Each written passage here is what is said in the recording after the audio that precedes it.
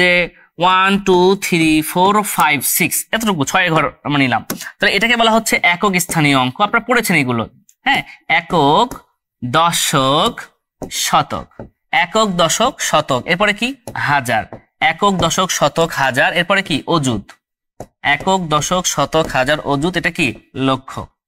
তাহলে একক, দশক, শতক, হাজার, অযুত, লক্ষ, নিযুত, কোটি। তাহলে এটা হচ্ছে 6 একক, 5 দশক, 4 শতক, 3 হাজার, 2 অযুত, 1 লক্ষ।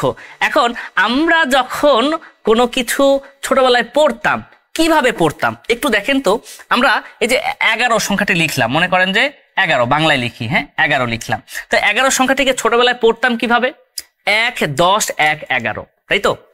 1 10 1 11, খেয়াল করবেন এটা কি প্রথমে 1 বললাম, 1 10 1 11, 1 10 2 12, 1 10 3 13। তাহলে এটা দশক স্থানীয় অঙ্ক, এই জন্য 10 বলছো। এটা এই যে একক, এই যে দশক, একক স্থানীয় অঙ্ক, দশক স্থানীয় অঙ্ক, এই কনসেপ্ট থেকে আমরা ছোটবেলায় পড়াশোনা করেছি, তাই না? তাহলে একক, দশক, তাহলে একটা সংখ্যা নির্ণয়ের কৌশলটা কি?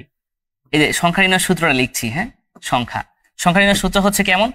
1 গুণন একক স্থানীয় অঙ্ক যোগ 10 গুণন দশক স্থানীয় অঙ্ক যোগ 100 গুণন শতক স্থানীয় অঙ্ক, এরকম ভাবে চলমান ডট ডট ডট ডট থাকবে, হ্যাঁ।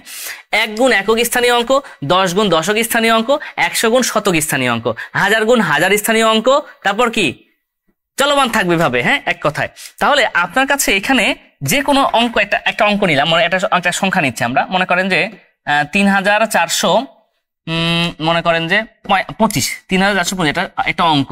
তাহলে এটা হচ্ছে একক স্থানীয় অঙ্ক, এটা দশক, এটা শতক, এটা হচ্ছে হাজার। তাহলে এখানে লিখি একক, দশক, শতক আর হচ্ছে হাজার।